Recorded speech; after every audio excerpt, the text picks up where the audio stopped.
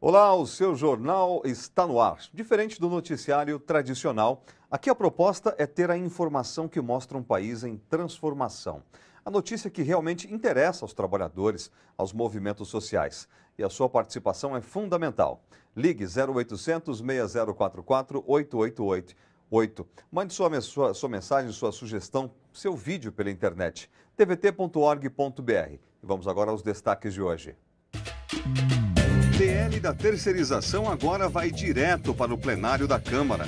E a CUT avisa, a mobilização para barrar o projeto vai crescer ainda mais. Nós vamos fazer manifestação, nós vamos fazer carta aberta, nós vamos para a base dos deputados.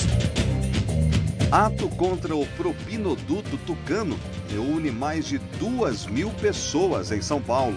O dinheiro que a Alstom e os tucanos embolsaram sejam devolvidos para o povo. 25.000 exemplares já estão em circulação. Livro que denuncia a compra de votos na reeleição de FHC é lançado oficialmente. E jornalismo colaborativo tem sempre espaço aqui no seu jornal. O futuro da classe trabalhadora está sendo decidido aqui hoje. A precarização ou dignidade? Hoje foi mais um dia de mobilização em Brasília contra o projeto que pretende ampliar a terceirização. Desta vez, a polícia não agiu com violência como ontem, mas os trabalhadores mantiveram as manifestações e conseguiram barrar novamente a votação. Agora o PL 4330 segue direto para o plenário da Câmara e a CUT já avisou, a pressão em cima dos deputados vai aumentar. Os trabalhadores não se intimidaram com a violência sofrida na manhã de ontem na Câmara dos Deputados e voltaram para pressionar os parlamentares contra o PL da terceirização. Mas desta vez não houve confronto. Do lado de fora, o ato contou com a participação do presidente da CUT, Wagner Freitas, e vários deputados federais contra o projeto, como Vicentinho e Érica Cocai, ambos do PT. Este projeto, lá do 330, ele não passará, porque aqui tem CUT, tem CUT. Na entrada da CCJ, onde tramita o projeto, alguns manifestantes foram barrados. Do lado de dentro, além dos deputados, empresários e dirigentes sindicais. Apesar da tranquilidade, a pressão dos trabalhadores mais uma vez surtiu efeito. A sessão foi cancelada e um acordo anunciado. Na próxima terça-feira, um recurso de urgência será votado para que o PL 4330 siga para análise diretamente no plenário da Câmara. Nós, na verdade, estamos nesse momento permitindo que a matéria receba, até pela complexidade dela, pelo alcance dela, o voto do plenário dos 513 deputados lá na Câmara e o debate do plenário soberano da Câmara dos Deputados. Com a decisão, a sala da CCJ deve permanecer assim, vazia, até a próxima terça-feira, quando será votado o requerimento de urgência no plenário da Câmara. A pauta da comissão está totalmente obstruída até lá por um acordo entre as lideranças dos partidos. A posição do nosso partido é de obstrução aqui na CCJ até o cumprimento do acordo na próxima terça-feira da votação desse requerimento de urgência no plenário. Para a Graça Costa, que representa a CUT nas negociações do PL 4330, esta foi mais uma vitória. Pelo menos a gente está sentindo que os deputados, que essa casa começa a levar a sério para abrir realmente o debate sobre esse PL. Não é quem é contra, quem é a favor apenas. Tem que saber o que é que significa a essência dele. Então a suspensão hoje é resultado da grande mobilização que nós estamos fazendo. Com a iminente mudança do PL da terceirização da CCJ para o plenário, as centrais sindicais terão uma nova estratégia para pressionar os parlamentares. Nosso desafio agora é chegar junto, fazer as grandes mobilizações que nós temos que fazer nos estados. Nós vamos não só abordar os deputados e as deputadas dos nossos estados, nós vamos fazer manifestação, nós vamos fazer carta aberta, nós vamos para a base dos deputados. E a mobilização dos trabalhadores está presente no jornalismo colaborativo do seu jornal. A Vera Pauloni, secretária de comunicação da CUT Pará, enviou um vídeo para a gente. E é sobre a manifestação em Brasília contra o projeto da terceirização. Vamos acompanhar. Acontecendo aqui na Câmara dos Deputados a votação mais importante para a classe trabalhadora. O futuro da classe trabalhadora está sendo decidido aqui hoje. A precarização ou dignidade, ou respeito aos direitos dos trabalhadores. E todos os trabalhadores, como pode se ver, estão impedidos de entrar. Nosso povo aqui, de frente da CCJ, barrado, resistindo firme aqui em todos os lugares, na luta contra a PL 4330. Esse Congresso que está aí não nos representa. Estamos há 4 meses segurando, mas os caras querem botar o fim do direito do trabalho. Panfletagem no metrô, escracho nas portas das empresas Alstom e Siemens. 2 atos públicos uniram cerca de 2.000 pessoas hoje em São Paulo contra o propinoduto tucano. Os manifestantes pediram a punição dos crimes de cartel nas obras do metrô, da CPTM e das barragens e defenderam um transporte realmente público e de qualidade. Nesse momento, a Marginal Tietê foi parada no ato contra o propinoduto tucano, organizado pelo Levante Popular da Juventude e pelo MAB, Movimentos Atingidos por Barragens. Vem um pessoal lá de Cotia, tem muita gente aqui e a marcha vai prosseguir aí até a Siemens e a Alstom.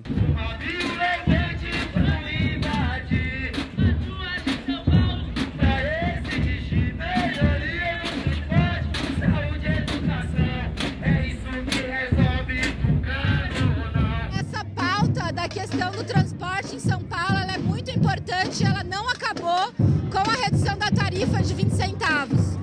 A gente avalia que é muito escandaloso esse esquema de propina da Siemens e da Alstom, conjuga tanto a disposição do PSDB e do DEM em abrir esses processos de licitações com essas empresas transnacionais. A gente hoje faz essa mobilização com outras organizações, com outras entidades, no sentido de chamar atenção e de exigir que essas investigações, além de ir a fundo naquilo que é chamado propinoduto, também vá para além disso e possa investigar todas as irregularidades, os indícios de irregularidades envolvendo a questão das usinas hidrelétricas, do fornecimento de componentes, das turbinas para as usinas, e que também já houve denúncias nesse sentido e que também se coloca a partir desse momento uma possibilidade de que aí também haja a formação dos cartéis. Nós podemos nos concentrar para assistir, vai ser aqui na frente dos vidros da Alstom. E denunciar que, na verdade, as grandes transnacionais, as grandes empresas transnacionais são as grandes orquestradoras do processo de corrupção do país. Inclusive, esse processo de corrupção, de formação de cartéis, encarece o preço da energia elétrica, encarece o preço do transporte público, encarece a vida do trabalhador.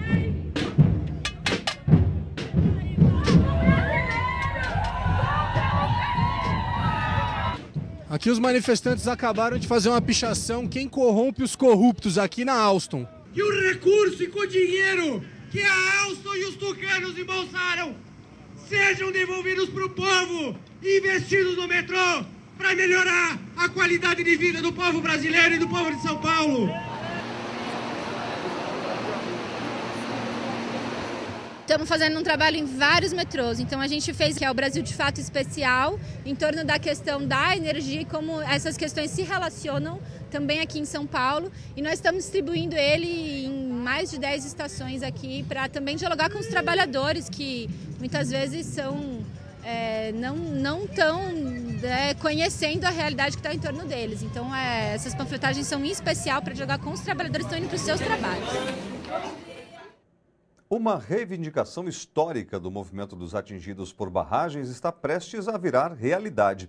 É que durante o encontro nacional do movimento em São Paulo, o ministro Gilberto Carvalho, da Secretaria-Geral da Presidência da República, garantiu que a Política Nacional de Direitos para os Atingidos será assinada ainda neste ano. Confira o vídeo que o MAB enviou para o seu jornal com a declaração do ministro. Quero dizer que é muito importante a gente que está no governo vir aqui, não apenas para falar, mas para ouvir vocês.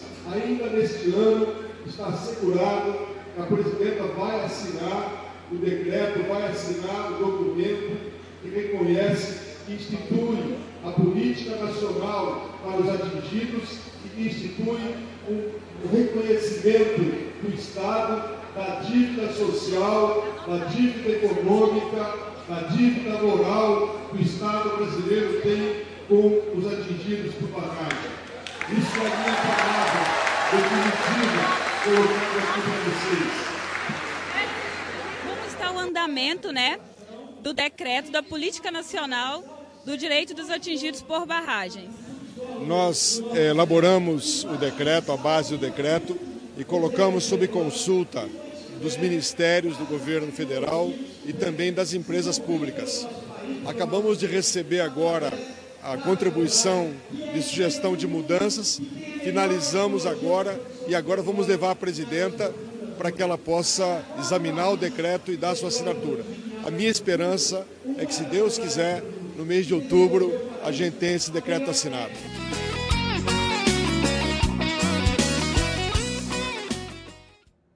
E nesta terça-feira também aconteceu um ato em São Paulo em defesa dos médicos cubanos. Ao chegarem ao Brasil para participarem do programa Mais Médicos, os profissionais foram alvo de preconceito. Em resposta às manifestações racistas, o protesto percorreu o centro de São Paulo.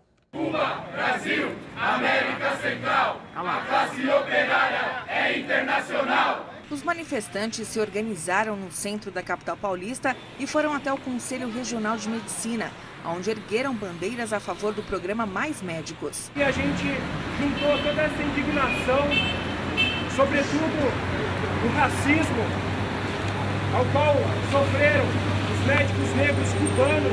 A manifestação, intitulada de Marcha das Domésticas por Médicos Humanos, Brasileiros, Cubanos ou Marcianos, criticou a ação da jornalista do Rio Grande do Norte, Micheline Borges. A jornalista afirmou nas redes sociais que as médicas cubanas pareciam empregadas domésticas.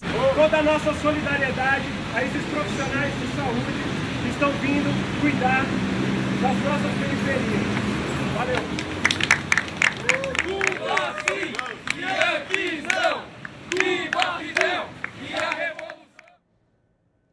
A cesta básica ficou mais barata no mês de agosto. O preço caiu em 13 das 18 capitais pesquisadas pelo DIEESE, o Departamento Intersindical de Estatística e Estudos Socioeconômicos. E Goiânia é a capital onde caiu mais, 40 ou 4,04%. O valor da cesta básica lá agora é de R$ 258,45. Eleições na Alemanha. As pesquisas indicam um empate técnico após o debate televisivo entre a chanceler Angela Merkel e seu rival nas urnas, Pio Steinbrück. A eleição está prevista para o dia 22 deste mês. O comentarista internacional Flávio Aguiar fala sobre os detalhes da disputa direto de Berlim, na Alemanha. Foi um debate descrito de modo muito diverso aqui pela própria mídia. Per Steinbrück, por exemplo, propôs a adoção de um salário mínimo nacional de R$ 8,50 por hora de trabalho, valor com que a chanceler Angela Merkel não concorda. Além disso, ele criticou a postura da chanceler e do governo alemão em relação aos países endividados do chamado sul da Europa, dizendo que, se era necessário que esses países adotassem um equilíbrio fiscal mais adequado, a Alemanha forçou, junto com o Banco Central Europeu, a adoção de uma tal dose de ajuste fiscal que terminou levando muitos desses países, como é o caso da Grécia, por exemplo, de Portugal, a uma situação de penúria, arroxo e prejuízo. Além disso, Steinbrück reclamou, por exemplo, da relativa falta de programa para a ajuda de idosos na Alemanha, que é um problema sério porque as aposentadorias encolheram bastante. A situação mais difícil ficou para Heiner Brüderle, do FDP, cujo partido está ameaçado até no limite de cair fora do próximo Bundestag por não atingir a cláusula de barreira de 5% da votação. O partido vem se mantendo dentro dessa fronteira dos 5% a duras penas e está realmente ameaçado de não entrar no Bundestag, no parlamento, o que criaria uma situação muito difícil para Angela Merkel, porque A votação tem estado em torno de 40% para a CDU, União Democrata Cristã, e CSU, e isso não seria suficiente para formar um novo governo caso o FDP saia do Bundestag. Nesse caso, a única alternativa para Angela Merkel seria fazer o que se chama uma grande coalizão com o Partido Social Democrata, o SPD. Mas Per Steinbrück, os desafiantes, disse que não concorda com isso e que se o seu partido assim quiser, ele estará fora, o que é mais uma dificuldade para Angela Merkel. Flávio Aguiar, para a TVT, direto de Berlim. Obrigado, Flávio, pelas informações. Vamos fazer agora um rápido intervalo. A história da luta pela terra no Brasil circula dentro de um caminhão. A gente mostra daqui a pouco. Até já.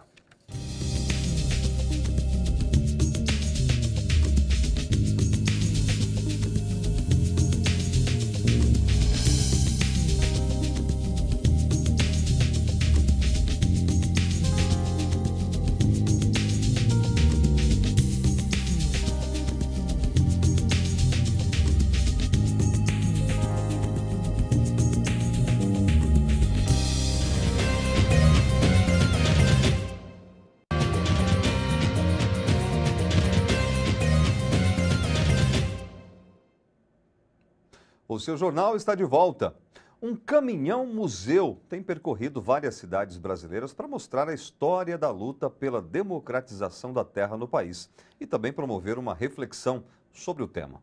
Em São Paulo, a mostra Sentimentos da Terra já passou pelo Vale do Anhangabaú e até sexta-feira, dia 6, poderá ser vista no céu Cantos do Amanhecer, no Campo Limpo, zona sul da capital. Tudo neste caminhão leva o visitante a conhecer e refletir sobre as lutas pela terra no Brasil. A necessidade de reforma agrária, a formação das ligas camponesas, a violência no campo. No espaço da imaginação, a informação vem dos computadores, com acesso à internet, e da pequena, mas rica biblioteca, com livros de arte, fotografia, geografia e história. História, aliás, encenada por atores na área externa. Reforma agrária, na lei ou na marra! Reforma agrária! A exposição Sentimentos da Terra é baseada em pesquisa feita por alunos de graduação e pós-graduação da Universidade Federal de Minas Gerais, em parceria com o Ministério do Desenvolvimento Agrário. Uma pesquisa profunda sobre a divisão de terras no Brasil, que, inevitavelmente, coloca em relevo os conflitos no campo. A história do campo é uma história de violência. Os casos de violência, os assassinatos sumários e principalmente a falta de investigação sobre os casos, de fato é o que mais chama a atenção. Toda ação política deve obedecer aos princípios da lei e da justiça e deve ter como objetivo a construção do bem comum. Em 2 salas de vídeo instaladas no caminhão-museu, 11 documentários se revezam nas telas, apresentando vários pontos de vista sobre a questão da terra. Iniciaram uma luta pelo direito à propriedade da terra onde viviam e onde viveram seus ancestrais. Aqui na exposição Vira Vira, estes painéis contam a trajetória de 8 personagens importantes nos conflitos do Brasil rural. Leonel Brizola, pela reforma agrária realizada quando era governador do Rio Grande do Sul.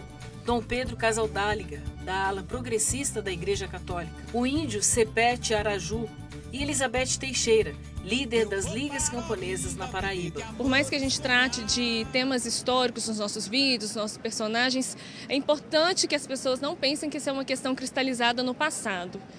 Hoje a gente tem denúncias diárias, centenas de denúncias do Norte, Nordeste, de pessoas que são assassinadas nos conflitos da terra. Os visitantes contam com a orientação de mediadores culturais, que também são estudantes da Universidade Federal de Minas Gerais. Vinícius é aluno de teatro e, apesar de estar longe das salas de aula, continua aprendendo. Cada local que a gente vai, a gente tem uma cultura diferente. Todo o conteúdo do caminhão eu aprendi quando eu entrei no projeto, realmente, que nós tivemos aulas e experiências com esse projeto. Lembrar que aqui passaram sambas imortais, que aqui sangraram pelos nossos. Pois essa história das pessoas que lutam há muito tempo pela reforma agrária é importante e precisa de fato ser contada. Até 2016, a cidade de São Bernardo do Campo deve ter 100% de coleta de material reciclável. E agora, depois de Rude Ramos, chegou a vez dos bairros Paulicéia e Jordanópolis receberem o serviço público. O programa vai ajudar 68 famílias que vivem da reciclagem de material.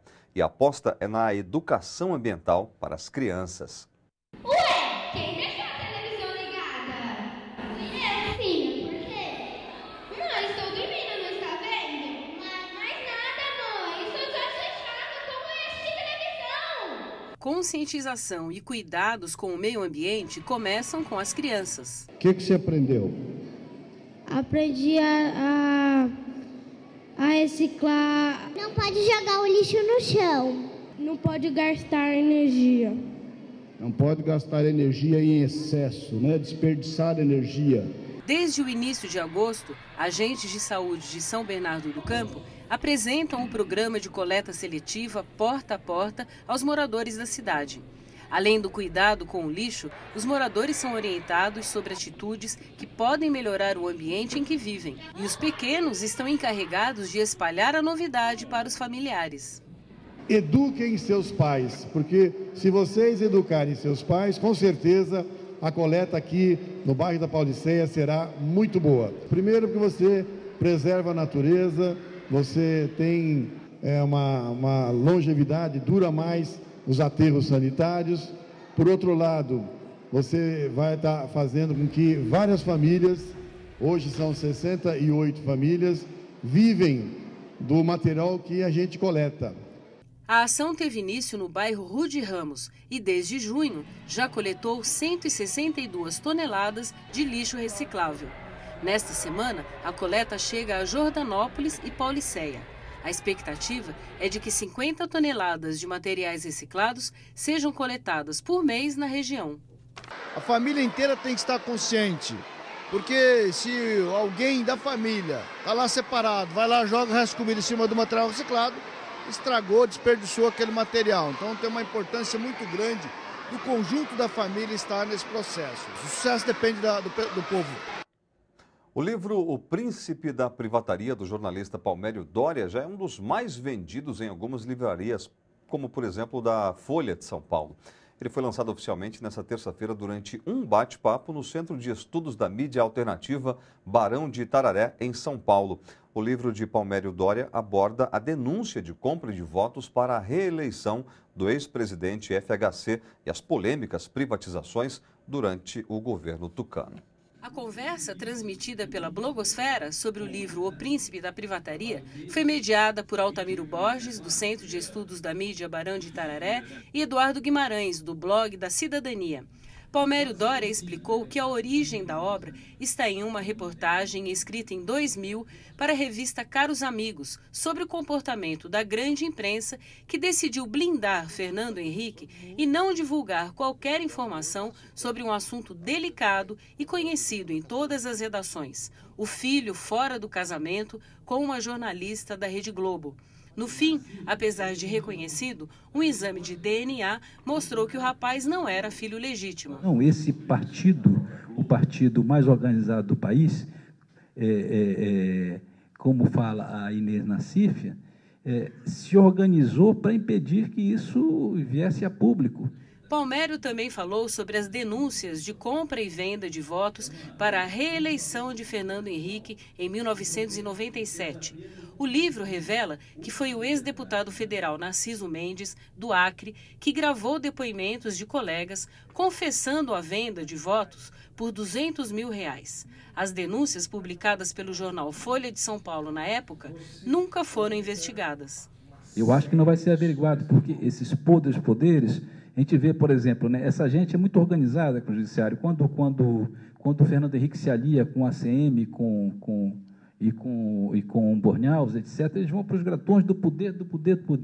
Então, eles armam um esquema que é impenetrável, você não consegue, eles se blindam. Eu torço para que isso aconteça um dia, mas eu acho improvável. Foi mais de uma hora de conversa com Palmério respondendo perguntas de internautas e dos presentes. O bate-papo, rico em informações, deixou claro o papel dos blogueiros na divulgação do que a grande mídia teima em esconder. Revelaram a grande manipulação da mídia. Esse livro veio para reforçar e documentar, né? E desmascarar o que a mídia até hoje distorce a realidade nossa. O povo brasileiro ele precisa saber da verdade política, né? Da história recente. Confira agora informações da edição de amanhã do jornal ABCD Maior. O aumento da violência contra a mulher é destaque. A violência contra a mulher continua sendo um problema gravíssimo. De janeiro a julho deste ano, no ABCD, o número de casos de estupro aumentou 8%. A situação mais preocupante é em São Bernardo, onde o aumento foi de 25%. São Caetano conseguiu sair da lista de devedores e agora poderá obter recursos dos governos estadual e federal. A prefeitura conseguiu a liberação da CND, a certidão negativa de débitos, por estar em dia com o FGTS. Com isso, vai poder ter acesso a mais 50 milhões de reais. Estas e outras notícias você poderá ler na edição de quinta-feira do ABCD Maior. E agora vamos à última notícia do seu jornal desta quarta-feira. Petroleiros e movimentos sociais voltam às ruas de São Paulo nesta quinta. A manifestação convocada pela Federação Única dos Petroleiros pretende reunir trabalhadores e militantes sociais contra o leilão de uma das principais áreas produtoras do pré-sal, o Campo de Libra, que o governo federal deve pôr no pregão em outubro. Participarão do ato militantes do Movimento dos Atingidos por Barragens e do MST. A concentração começa às 8 horas da manhã na Praça Oswaldo Cruz, próximo à Avenida Paulista. O seu jornal termina aqui. Tchau.